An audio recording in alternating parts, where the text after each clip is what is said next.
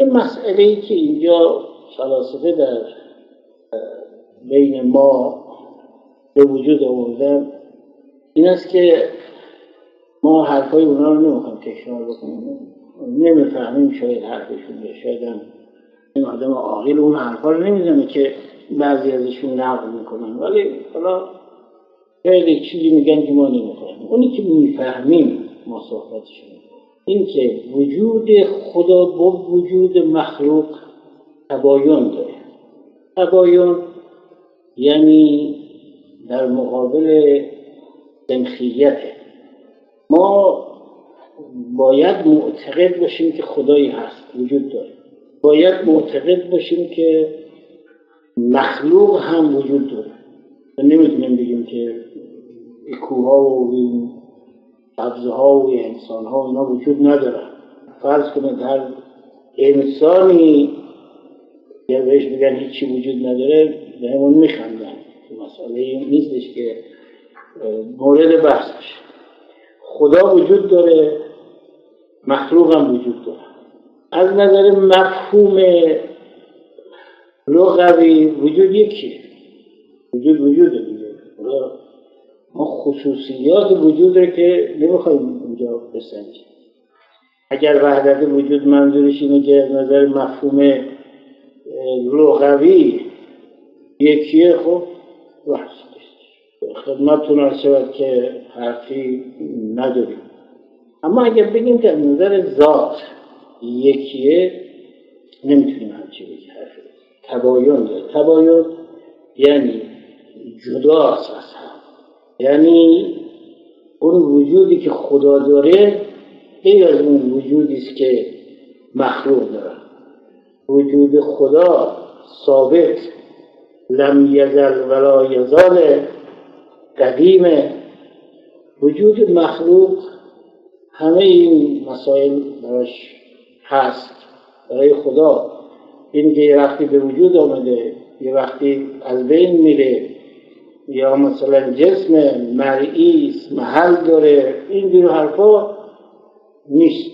ولی درباره مخلوق همه اینها هست. مخلوق وجودش خدمتتون عرض شود که اینطوریه که مثلا نبوده بود شد. كنت لم تكن سماء مبنیه ولا ارض مطیه ولا شمس مضیه ولا قمر منیر. در همین دعای عشراتی که من خیال میکنم دعای عشرات ارزشش که این همه ثواب برای خوندنش تعیین کرده بیشتر به همین کلامه. كنت لم تكن شیء اصلا كونت كل شيء و خلقت كل شيء. یعنی نبود بود شد. چی بودش کرد؟ خدا. دقیق فهمیدید؟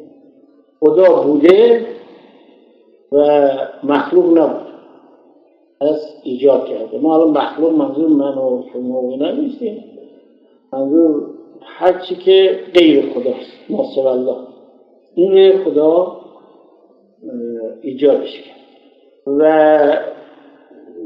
الان در همین لحظه‌ای که ما الان اینجا نشستیم یا لحظات قبل تا هر وقتی بوده، اگر خدا بخواد که ما نباشیم نیستیم.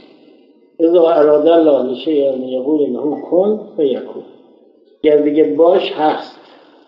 همونطور که میگه اگر بگه باش هست، همون اگر بگه نباش هم نیست. و ما لحظه به لحظه داریم وجودمون مثل اینکه از بین بره و وجود جدیدی خدا خلق کنه. همه موجودات هم مخلوق به طور، یعنی یک وجود مخلوق داریم، یک وجود خالق. وجود خالق که متکلمین میگن واجب الوجود، تعبیر واجب الوجود دارن. واجب الوجود معناش همینه که وجود او لازمه که باشه و بوده و همیشه هم هست و هیچ وقت هم نمیشه که نباشه. ولی ممکنه الوجود، ممکنه باشه، ممکنه نباشه. دقت کردید؟ از روی این حساب بین خالق و مخلوق تباین کلی هست، یعنی جدایی کلی. و او وابسته نیست، ای وابسته است. او مکان نداره، ای مکان داره. او زمان نمیگیردش، این زمان میگیردش. اینا بحثی است که دیگه لازم نیست توضیحش بدم. این مخلوق دارای اجزا، او دارای اجزا نیست. خدمتتون عرض شود که او قابل تجزیه نیست که بگیم یه خدایی در آسمان، یه خدایی در زمین، مثلا جدا کنیم بگیم یکی هست، ولی مثل سر و بدن مثلا. ولی مخلوق خدا دارای اجزا. ممکنه خدا دارای مکان نیست. اینی که میگیم دارای مکان نیست معناش این نیستش که خدا همه جا هست، مثل هوا که همه جا هست یا مثل نور که همه جا هست. نه، ممکنه اصلا ما هیچی درباره ذات مقدس پروردگار نمیدونیم و نباید هم بدونیم، چون نمیتونیم هم بدونیم. اجمالا ما میدونیم یک موجودی در عالم هست که علم داره، علم مطلق، چیزی براش پنهان ازش پنهان نیست، و خدمتتون عرض شود که قدرت مطلق. این میدونیم یک موجودی در عالم هست که علم است و قدرت، و این همیشه بوده. چون همه اینا اگر بگیم یکی خدشه بکنیم ببینیم کار خراب میشه و همیشه هم خواهد. این خیلی روشن. دلیلش اینه که همه موجودات خلق کرد. اگر بگیم که خدای موجودات خلق کرده، این موجودات هستن یا نیستن؟ خب بله هستن.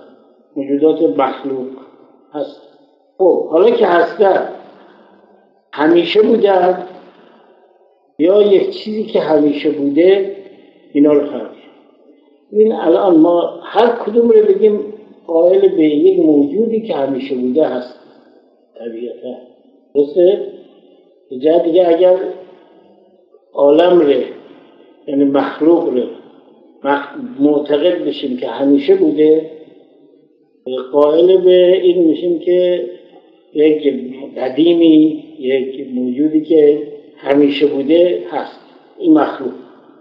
اگر قائل شدیم که اینا رو یک موجودی که همیشه بوده خلق کرده، بازم اعتقاد به این که یک چیزی که همیشه بوده هست. چون نمیتونیم بگیم که مثلا فرض کنید مخلوق رو خدا خلق کرده و خدا رو باز یه خدای دیگه خلق کرده. خب میگیم ما که ما میریم جلو، ما نمیگیم خدا رو کسی خلق نکرده ولی یک کسی یکی خلقش کرده. همینجور میریم جلو آخرش باید به یک جایی میرسیم یه موجودی همیشه بوده دیگه.